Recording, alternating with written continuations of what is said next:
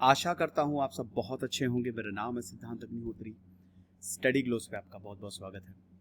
दोस्तों, हम बात करेंगे राइज ऑफ तालिबान की, शुरुआत से लेकर अंत तक की कहानी। उससे पहले आपको एक चीज़ बता दूं कि हमारा नया ऐप स्टडी ग्लोस लर्निंग आपको डाउनलोड करना है और शानदार कोर्स है सिर्फ 800 रुपये में। NCERT plus polity, NCERT history plus polity दोनों ही कंबाइंड, इसके सेपरेट भी हैं लेकिन दोनों अगर आप साथ में लेते तो सिर्फ आपको 800 रुपये पे करने हैं।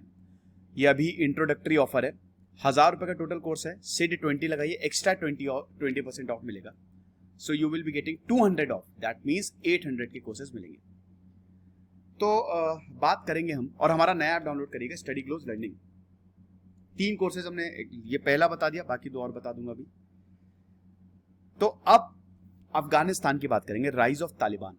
देखो, हम पूरी बात करते हैं, शुरुआत से लेकर चलते हैं। ये आपको दिख रहा है तालिबान, ये है तालिबान, ठीक है। ये है आपका पाकिस्तान। अब अफगानिस्तान की बात करें दोस्तों, तो ये ट्राइबल एरिया रहा है। अगर हिस्ट्री की बात करें तो भारत पूरा पाकिस्तान अफगानिस्तान तक कंट्रोल करता था। बहुत इस्लामिक इन्वेजन, मुगल्स में भी ऐसा ही रहा। लेकिन जब ब्रिटिशर आए तो 3 एंग्लो अफगान वॉर हुए, ठीक है। ये 3 वॉर थे, इसका कंक्लूजन बाद में ये रहा कि इसमें अल्टीमेटली अफगानिस्तान की विजय हुई, ठीक है। अफगानिस्तान जीता। अब दोस्तों, भारत से रिश्ते वैसे ही बहुत अच्छा, और अफगानिस्तान का जो एरिया ना शुरू से ही बड़ा जबरदस्त रहा है। मतलब यहां पे कबीले ट्राइबल लोग ज्यादा रहे हैं और ये जो हैं बड़े तगड़े रहे हैं, ठीक है, अगर अफगानिस्तान की बात करें आप। और भारत में इन्वेजन भी हमेशा पूरा, ये पहले तो पाकिस्तान भी सब हमारे पास ही था, तो ये पूरा इधर से ही खैबर पास से होते हुए अफगानिस्तान से पूरा इन्वेजन यहीं से होता था।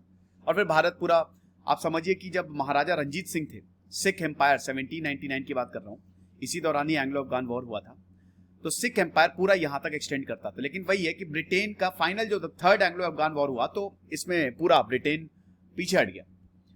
अब दोस्तों, अफगानिस्तान में जाहिर शाह थे, किंग जाहिर शाह। अफगानिस्तान में जाहिर शाह राजा थे। जाहिर शाह का रूल अच्छा था, ठीक है, काफी अच्छा था। 1973 में अफगानिस्तान में होता है तख्ता पलट। कौन आ जाता है? दाऊद खान। जाहिर शाह के प्रधानमंत्री जानने वाले Mohammed Daud Khan, the famous coup of 1973। यहीं पे लिख देता हूं मैं, नहीं यहां पे नहीं, यहां पे लिख देता हूं। यहां से तो सीधा 1996 से बात की गई है, लेकिन मैं आपको पूरा बैकग्राउंड समझा देता हूं। तो 1973 में हो गया अफगानिस्तान में तख्ता पलट, राजा महाराजाओं का रूल था। और अफगानिस्तान बहुत ही लिटरेट नहीं था। मतलब आप समझो कि अफगानिस्तान में सिर्फ 14% लोग शहर में रहते थे।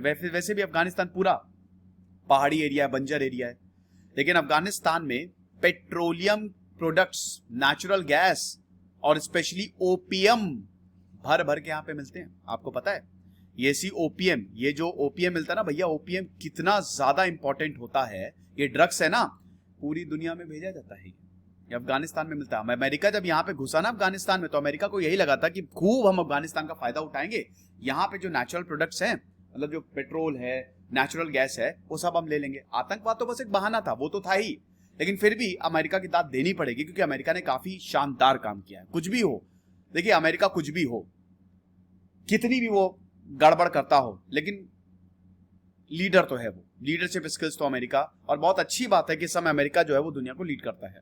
तो जब ये तख्ता पलट हुआ 1973 में तगड़े तरीके से, अब अफगानिस्तान जो है वो बदलने वाला था। अभी तक तालिबान बना नहीं है, लेकिन अब अफगानिस्तान में आएगी अनस्टेबिलिटी।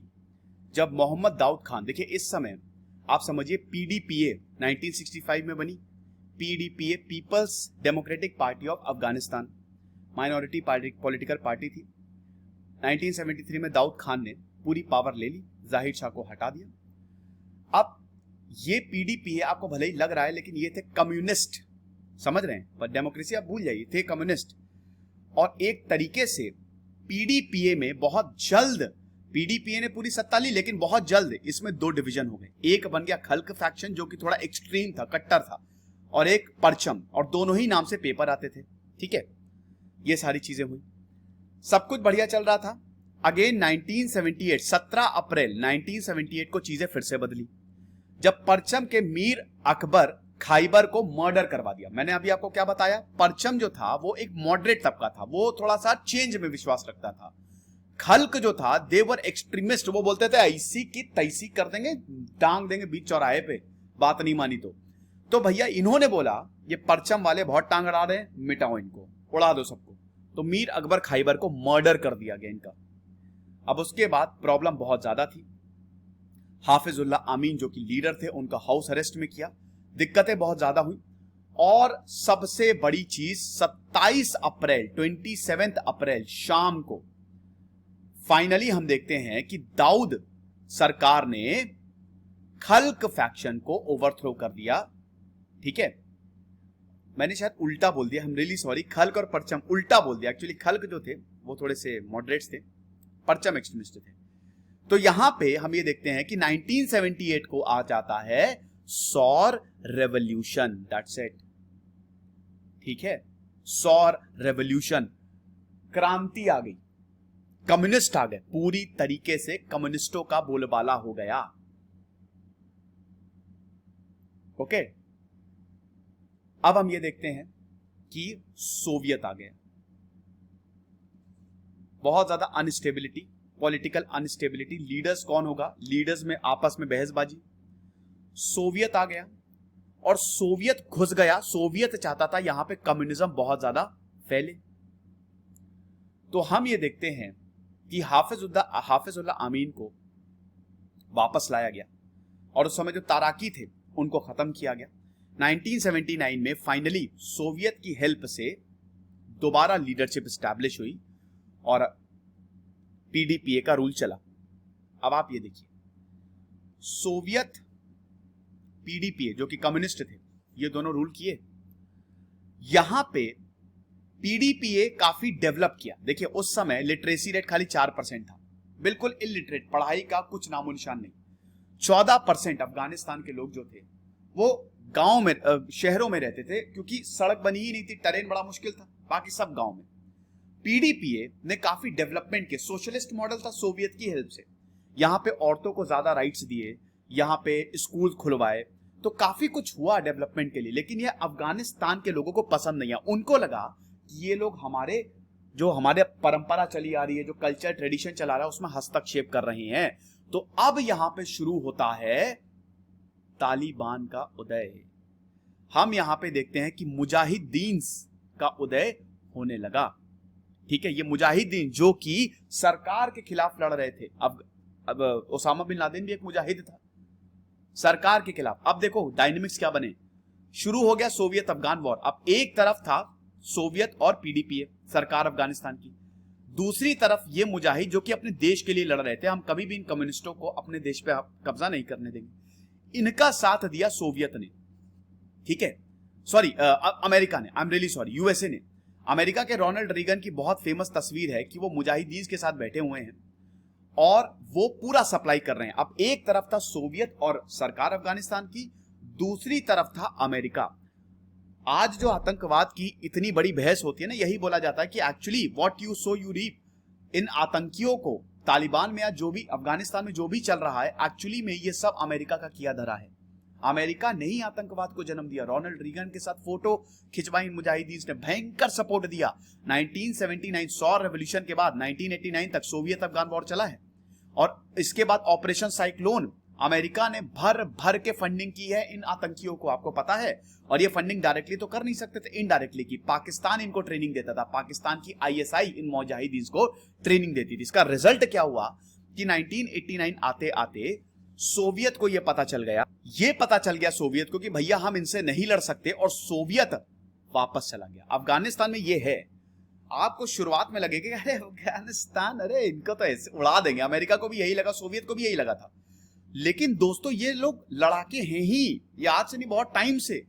इनके यहाँ टरेन इतनी मुश्किल है, इनको चप्पा चप्पा पता है। गोरिल्ला वॉरफेयर, तालिबान में छापा मार युद्ध तालिबान में बहुत चलता है। सोवियत को बाद में 10 साल बाद सोवियत ने खूब पैसे फूके, उनको रियलाइज हो गया हमसे ना हो पाई और सोवियत वापस चला गया। अब यहां पे अफगानिस्तान की सरकार बिल्कुल अकेली। जिन मुजाहिदीन को अमेरिका ने सपोर्ट किया था वो फन फैलाए, वो भयानक छोटे छोटे ग्रुप्स हो गए। अब आप ये समझिए कि 1989 से लेकर 1992, हालांकि वैसे अफगान सिविल वॉर 1992 से लेकर 1996 तक चला है, बड़ी दिक्कत हुई। जो बड़े ग्रुप्स थे, जो मुजाहिद थे, जो छोटे छोटे ग्रुप बना के बड़ा, तो यहां पे हुआ ये कि पेशावर एकॉर्ड साइन होते हैं, जिसने इस्लामिक स्टेट और अफगानिस्तान बना लिया और इंटरिम गवर्नमेंट बना दी कि कुछ समय तक इंटरिम गवर्नमेंट, इसमें मोहम्मद नाजिबुल्लाह थे, 1992 खत्म हो गई। इनको सोवियत इनको बैक करता था, नाजिबुल्लाह खत्म, 1992 में इनको बिल्कुल साइडलाइन कर दिया और उसके बाद इस्लामिक स्टेट और अफगानिस्तान की स्थापना हुई। मतलब एक तरीके से सिविल वॉर अब चालू है।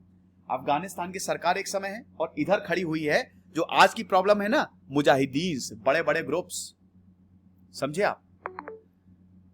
अब उसमें एक ग्रुप था हिजबे इस्लामी, गुलबदन पार्टी, उन्होंने बोला कि हम इंटरिम गवर्नमेंट को हम रिकॉग्नाइज ही नहीं करते, भाड़ में जाओ तुम्हारी इंटरिम गवर्नमेंट। तुरंत शुरू हो गया 1992 से लेकर 1996 तक अफगान में सिविल वॉर।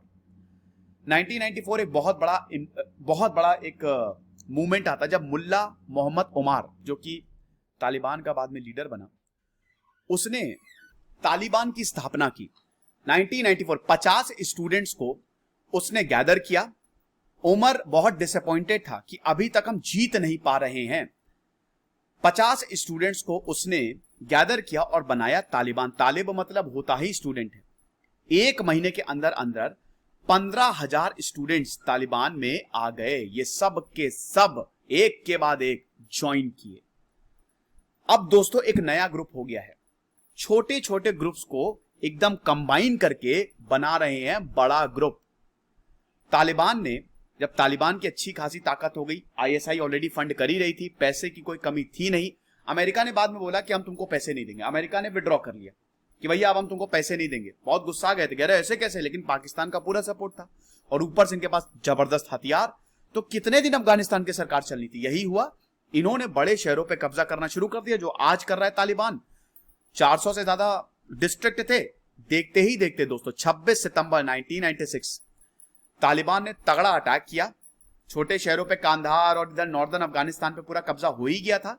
सितंबर 1996 को हम देखते हैं कि फाइनली काबुल, अफगानिस्तान की कैपिटल है, सरकार हटा दी और Islamic emirate of Afghanistan Taliban 1996 स्थापित हो गया।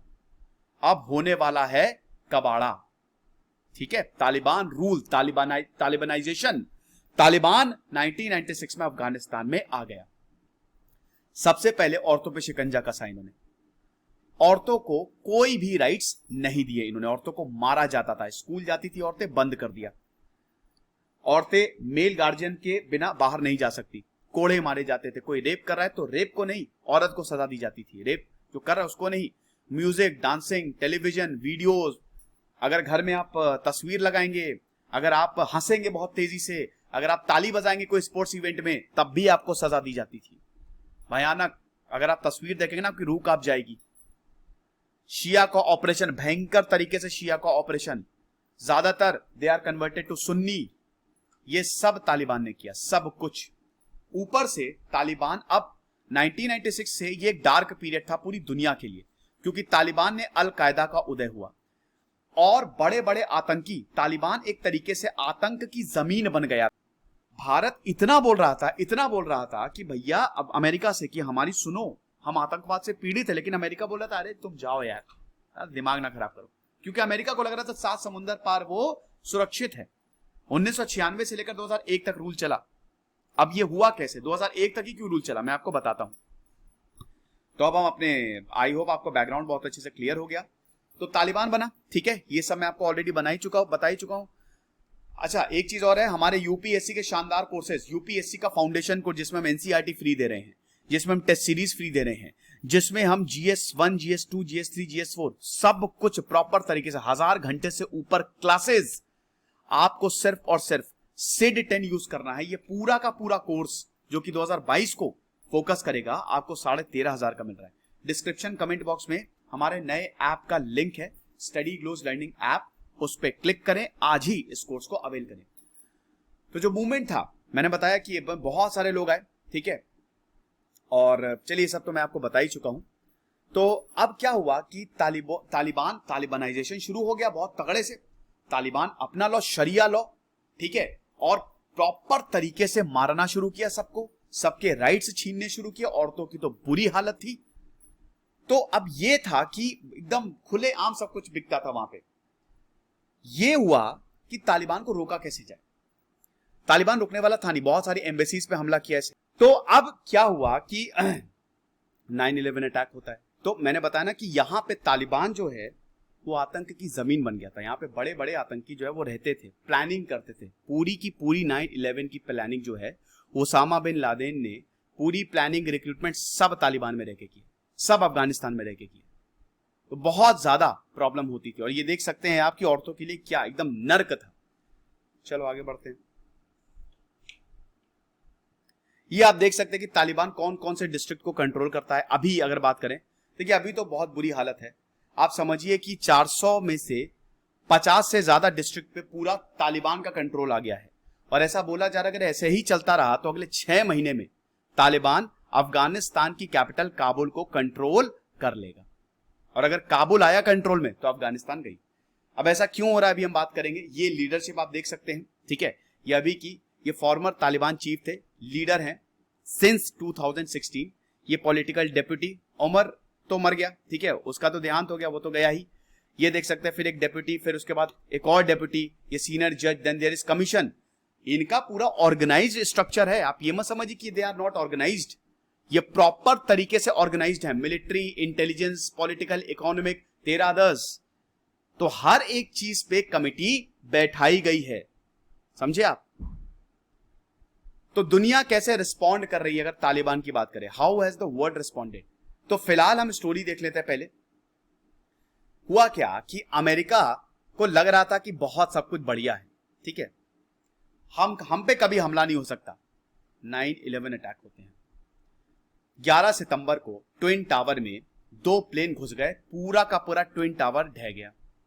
और जब ट्विन टावर धूल में मिला, मिट्टी में मिला, तो आप समझिए कि वहां पे कुछ भी नहीं था। अमेरिका का मूड खराब। 7 समुंदर पार से आतंकी आए और हमको तबाह करके चले गए। यह अब तक के इतिहास का सबसे खतरनाक अटैक, आतंकी अटैक माना जाता है कि पूरा का पूरा प्लेन दुनिया की सबसे बड़ी बिल्डिंग में घुस गया। अगले ही दिन, अगले ही महीने अक्टूबर को 2001 जॉर्ज डब्ल्यू बुश टीवी पे आए, नए नए राष्ट्रपति चुने गए थे। सीधा उन्होंने बोल दिया कि या तो आप हमारे साथ हो या आप हमारे खिलाफ हो। अमेरिका ने अफगानिस्तान को इन्वेड कर दिया 2001 में, अक्टूबर 2001। अब आप समझिए कि जो अमेरिका की जो मांगे थी, ठीक है, अमेरिका क्या चाह रहा था। अगर अमेरिका की बात करें तो सीधा सीधा यही बोला था कि हमको पहली बात ओसामा बिन लादेन चुपचाप सौंप दो, और जितने भी अलकायदा के लीडर्स हैं वो अमेरिका को सौंप दो। जितने फॉरेन नेशनल्स हैं, तालिबान से बोला कि उनको आप रिहा करो। जितने जर्नलिस्ट हैं, डिप्लोमैट्स हैं, वर्कर्स हैं, उनको आप प्रोटेक्ट करो। टेररिस्ट ट्रेनिंग कैंप्स तुरंत बंद करो। साथ ही साथ जो टेररिस्ट हैं, जो सपोर्टर्स हैं, उनको हैंड ओवर करो। और अमेरिका को पूरी एक लिस्ट दो। अगर आपने पूरी एक टेररिस्ट कोई कैंप बनाए हुए हैं तो उसमें पूरी अमेरिका की एक लिस्ट चाहिए। आप समझ रहे हो। तो ये अमेरिका ने सीधा सीधा तालिबान को बोल दिया। तालिबान ने बोला भागो यहां से, बोलते रहो, इस कान से निकाला, इस कान से सुना, दूसरे कान से निकाल दिया।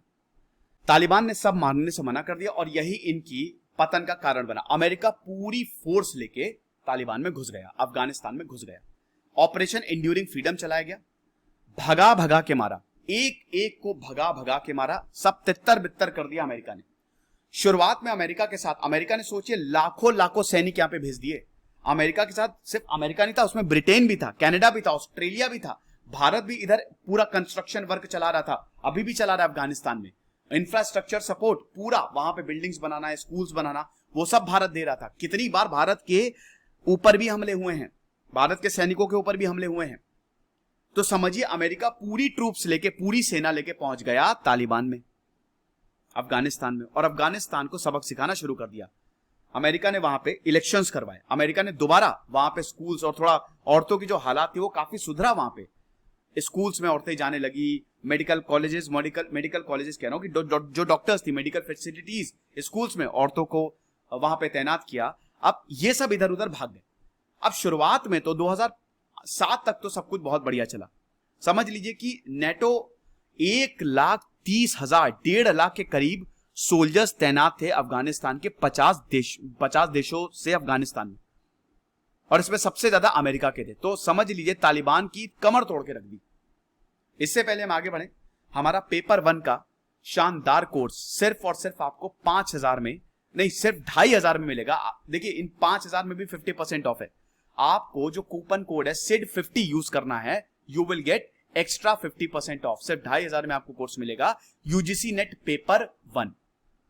Okay, United nation security council ने सैंक्शंस लगाए, समझ रहे हैं किस पे? अफगानिस्तान पे। सब बंद कर दिए जैसे ही ये अटैक हुआ।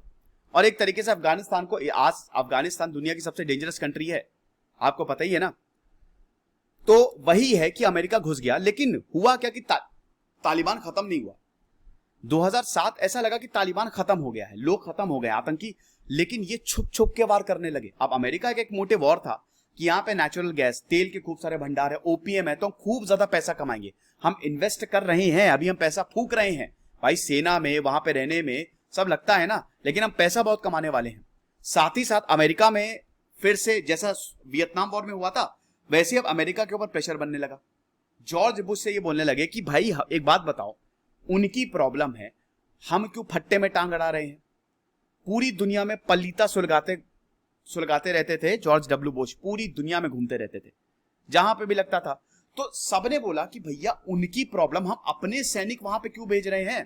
भाई अमेरिकी सैनिक भी मारे जा रहे थे, लाशें आ रही थी घर में, मूड खराब हो गया। फिर आए बराक ओबामा ने कहा कि हम अमेरिकी सैनिक को वहां से निकालना शुरू कर देंगे 2009 से 2016 तक, और अमेरिकी सैनिकों को फिर से वहां से निकाला। अब जैसे ही अमेरिकी सैनिक थोड़ा सा ठंडे पड़े, वैसे ही दोबारा तालिबान, क्योंकि दोस्तों जीत नहीं मिल रहा थी। शुरुआत में अमेरिका को लगा हमने सब खत्म कर दिया, बड़े शहरों पे अमेरिका का कब्जा हो गया था, लेकिन छोटे शहरों को अमेरिका नहीं काउंटर कर सकता था, क्योंकि यहां पे गोरिल्ला वॉरफेयर तालिबान अपनाने लगा, छुप छुप के वॉर होने लगे, गली गली सब कुछ, पहाड़ के रास्ते, जंगल के रास्ते, सब पता थे यहां पे तालिबानियों को।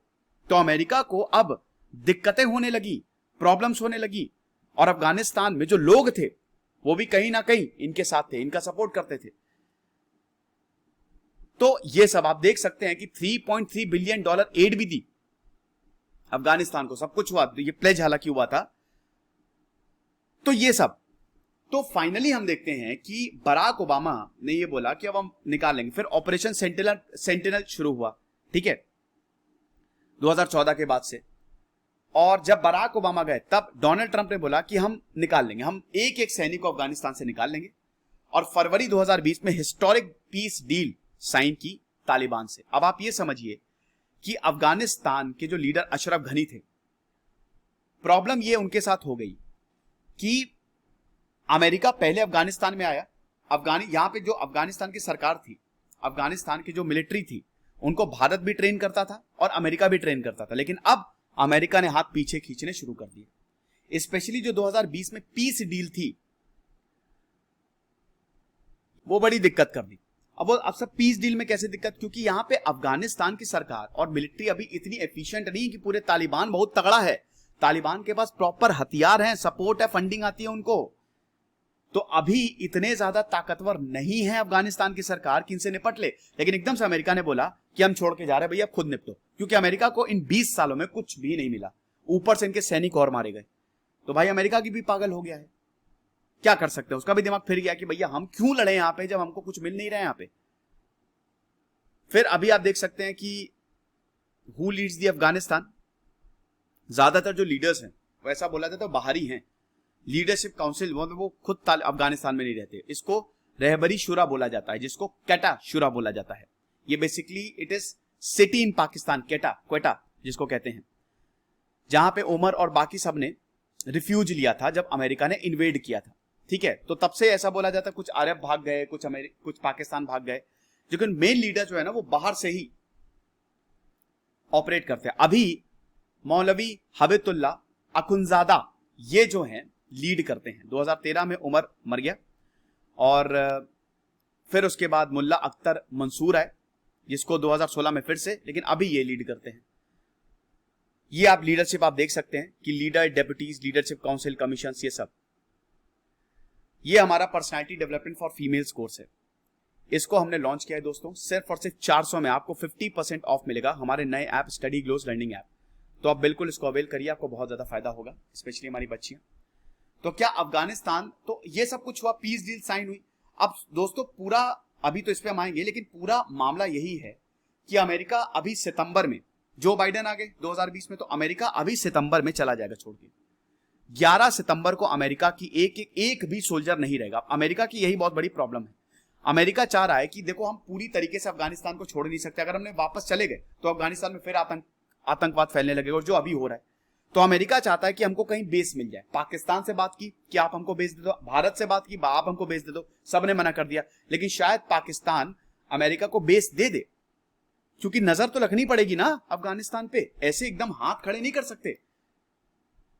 और ऊपर से अफगानिस्तान पहले मई, अभी इसी मई में जाना था, लेकिन अमेरिका ने इसको एक्सटेंड कर दिया सितंबर में। तो अफगानिस्तान में जो तालिबान है वो बोलने लगे कि अगर तुम नहीं गए सितंबर तक तो हम मारना शुरू कर देंगे तुमको।